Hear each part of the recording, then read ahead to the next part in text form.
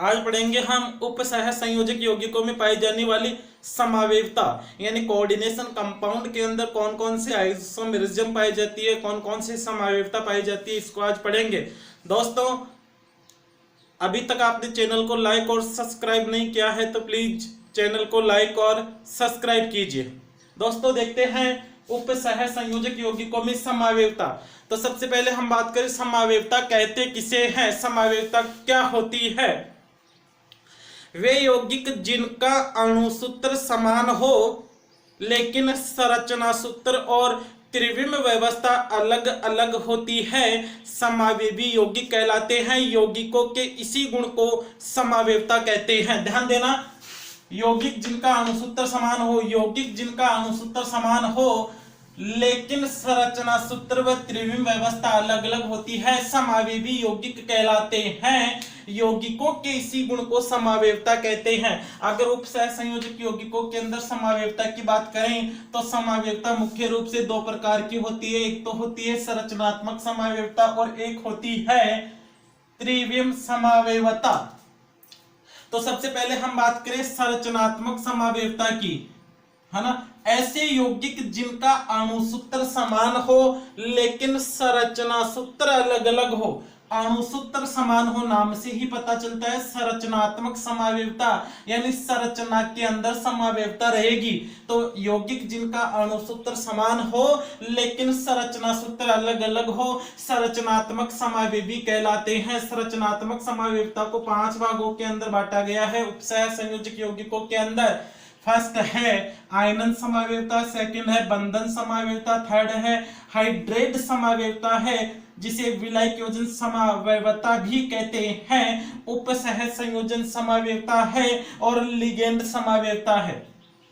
ठीक है, तो संरचनात्मक समावेवता को 5 भागों में बांटा है, जबकि त्रिविम समावेवता 2 प्रकार की होती है। एक तो है ज्यामितीय समावेवता और दूसरी होती है प्रकाशीय समावेवता। ठीक है दोस्तों, तो समावेवता की डेफिनेशन याद रखनी है, समावेवता कितने प्रकार की होती है। शुरुआत करते हैं हम संरचनात्मक समावेवता की। संरचनात्मक समावेवता जिसके अंदर सबसे पहले हम पढ़ेंगे आयनन समावेवता। संरचनात्मक समावेवता के अंदर सबसे पहले हम पढ़ेंगे आयनन समावेवता। संरचनात्मक समावेवता, संरचनात्मक समावेवता के अंदर नंबर 1 पर हम पढ़ेंगे आयनन समावेवता। देखो, संरचनात्मक समावेवता की अभी हमने बात की कि ऐसे यौगिक जिनका अणुसूत्र समान हो लेकिन संरचना सूत्र अलग अलग हो, संरचनात्मक समावेवी यौगिक कहलाते हैं। शुरुआत करते हैं आयनन समावेवता की। तो ऐसे यौगिक जिनका अणुसूत्र समान हो लेकिन जलीय विलयन में अलग अलग प्रकार के आयन देते हैं, आयनन समावेवी कहलाते हैं। ऐसे यौगिक जिनका अणुसूत्र समान हो लेकिन जलीय विलयन में अलग अलग प्रकार के आयन देते हैं, आयनन समावेवी कहलाते हैं। एग्जाम्पल के तौर पे हम देखें CrNH3 5SO4Cl, ये एक कोऑर्डिनेशन कंपाउंड है, संकुल यौगिक है। अगर हम इसको पानी के अंदर मिलाएंगे तो पानी के अंदर ये बनाता है CrNH3 5SO4 +1। Cl माइनस का अलग हो जाएगा ना, समन्वय मंडल तो आयनों में टूटेगा नहीं, क्लोराइड आयनित हो जाएगा और Cl माइनस का निर्माण कर लेता है। अगर हम दूसरा यौगिक देखें तो CrNH3 5ClSO4, अगर इसको पानी के अंदर मिलाते हैं, वाटर के अंदर, जल के अंदर, नीर के अंदर अगर हम इसको मिलाते हैं तो CrNH3 5Cl+2 और SO4 2 नेगेटिव का निर्माण करता है। तो ऐसे यौगिक जिनका अणुसूत्र समान हो, यहां पर इन दोनों यौगिकों के अंदर देखें तो दोनों का अणुसूत्र तो समान है परंतु ये जलीय विलयन में अलग अलग प्रकार के आयन देते हैं। यहां पर देखो, एक तो क्लोराइड आयन प्राप्त होता है, इसमें सल्फेट आयन प्राप्त होता है, लेकिन दोनों का अणुसूत्र समान है।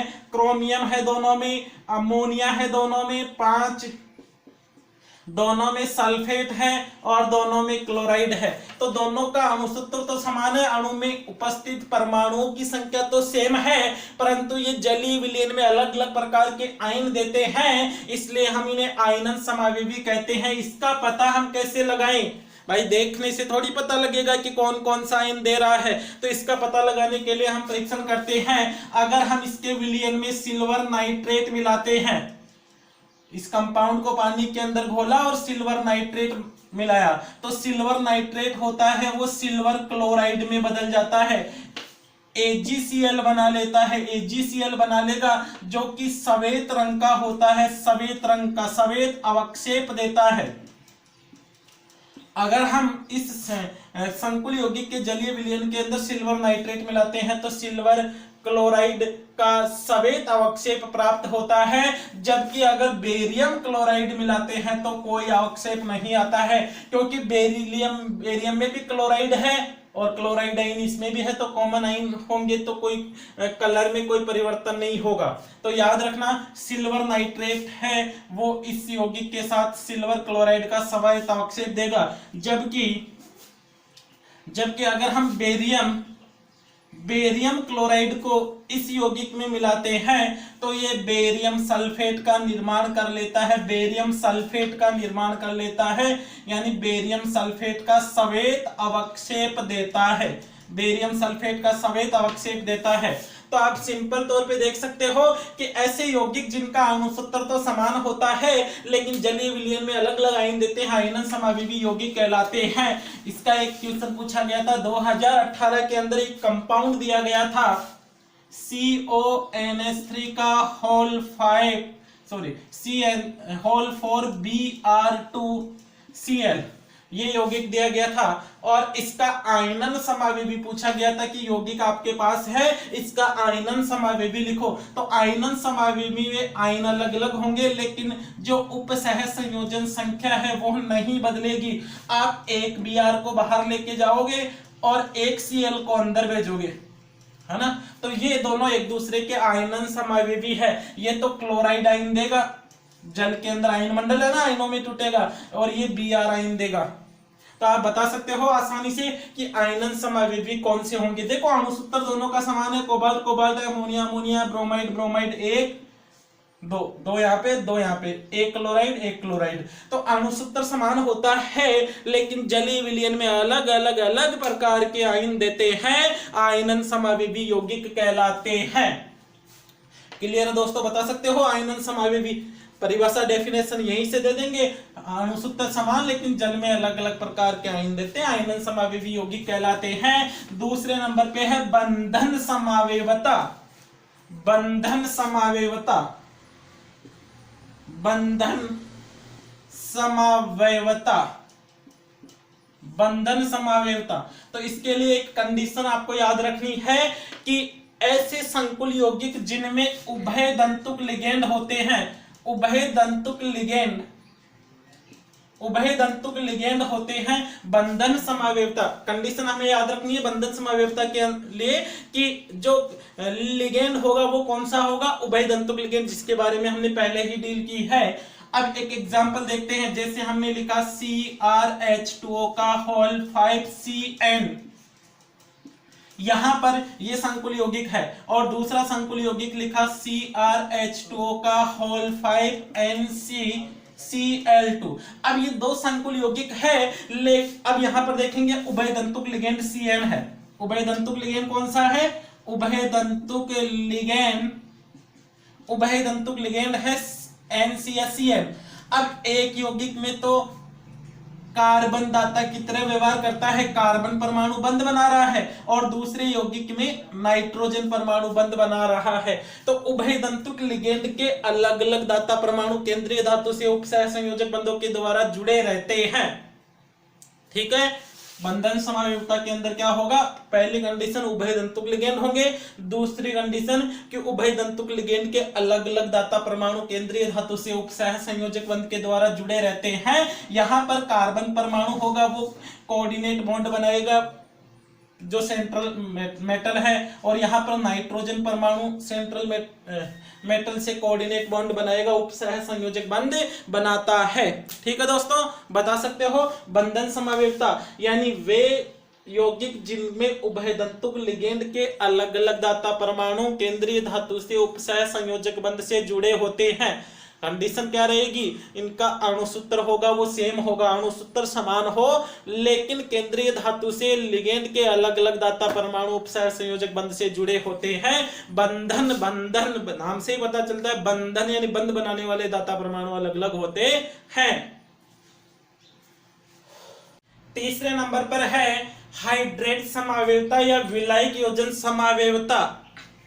देखो डेफिनेशन याद रखना, वे समावेवी यौगिक जिनमें केंद्रीय धातु से जुड़े हुए जल के अणुओं की संख्या अलग अलग हो। यानी इसमें आपको कंडीशन याद रखनी है कि लिगेंड कौन होगा, जल, और लिगेंड जो जल के रूप में है उससे जुड़े हुए केंद्रीय धातु से जुड़े हुए जल के अणुओं की संख्या अलग अलग होगी। एग्जांपल से समझते हैं, जैसे CrH2O का होल 6 Cl3, ये कोई अणुसूत्र है किसी यौगिक का। अब हम इसको लिख सकते हैं CrH2O का होल 6, एक तो ये संकुल यौगिक बना दिया हमने, दूसरा बनाया CrH2O का होल 5 ClCl2.H2O, है ना। दोनों का अणुसूत्र तो समान है, Cr है, जल 6 है तो 5 और 1 6 है, 3 क्लोराइड है, 3 क्लोराइड है। लेकिन ऐसे यौगिक जिनमें जल का अणु एक में तो लिगेंड के रूप में होगा, यानी जल का अणु एक यौगिक में तो लिगेंड के रूप में रहेगा, एक में क्रिस्टलन जल के रूप में रहेगा। जैसे इसमें 6 जल के अणु लिगेंड के रूप में है, लेकिन इसमें 5 ही है। जो छठा जल का अणु है वो क्रिस्टलन जल के रूप में है। इसको हम ऐसे भी लिख सकते हैं, ये भी इसका हाइड्रेट समावेवी होगा, होल 4 Cl2Cl.2H2O।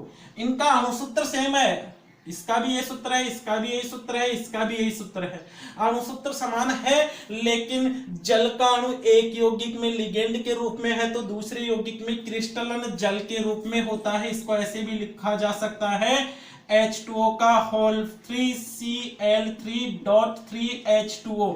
तो ये सारे यौगिक एक दूसरे के हाइड्रेट समावेवी हैं, यानी ऐसे यौगिक जिनमें जल का अणु एक में तो लिगेंड के रूप में और एक में क्रिस्टलन जल के रूप में होता है, हाइड्रेट समावेवी यौगिक कहलाते हैं। हाइड्रेट समावेवता के बाद में हमने लिखा था उपसह संयोजन समावेवता। नंबर पर है उपसह संयोजन समावेवता। तो इसके लिए कंडीशन याद रखनी है, ऐसे संकुल यौगिक जिनमें धनायन भी कॉम्प्लेक्स हो और ऋणायन भी कॉम्प्लेक्स हो। ये एक ही संकुल यौगिक है, लेकिन इसमें धनायन भी बड़े कोष्टक में है और ऋणायन भी बड़े कोष्टक में है।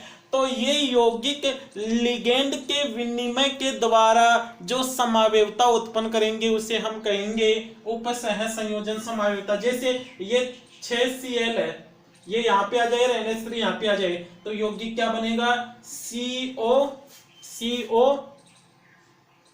अब ध्यान देना, जैसे ही Cl यहाँ पे जाएगा तो ये हो जाएगा ऋणायन, और NH3 यहाँ पे आएगा तो ये हो जाएगा धनायन। तो पहले लवण में धनायन को लिखेंगे NH3 का होल 6 और Cr आ गया ना, कोबाल्ट Cl6। अब देखो यहां पर आपको देखने से तो ऐसा लगेगा कि क्रोमियम तो यहां चला गया और कोबाल्ट यहां पे आ गया, लेकिन वास्तव में ऐसा नहीं होता है। लिगेंड का विनिमय होने से आवेश भी बदल जाता है, यानी NH3 यहां पे आया तो ये ऋणायन था, वो धनायन में बदल गया, इसलिए पहले लिखेंगे। और ये धनायन था, Cl के यहां पे आने से ऋणायन हो गया, इसको बाद में लिखेंगे। ऐसे ही यहां पर हो जाएगा Pt। अब प्लेटिनम ही प्लेटिनम है, यहाँ पे हम चेंज कर देते हैं कोबाल्ट, है ना।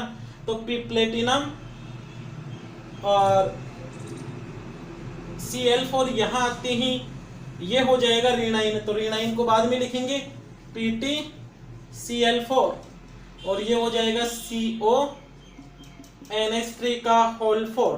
तो ये आपस में एक दूसरे के समावेवी हैं और ये भी आपस में एक दूसरे के उपसह संयोजन समावेवी हैं।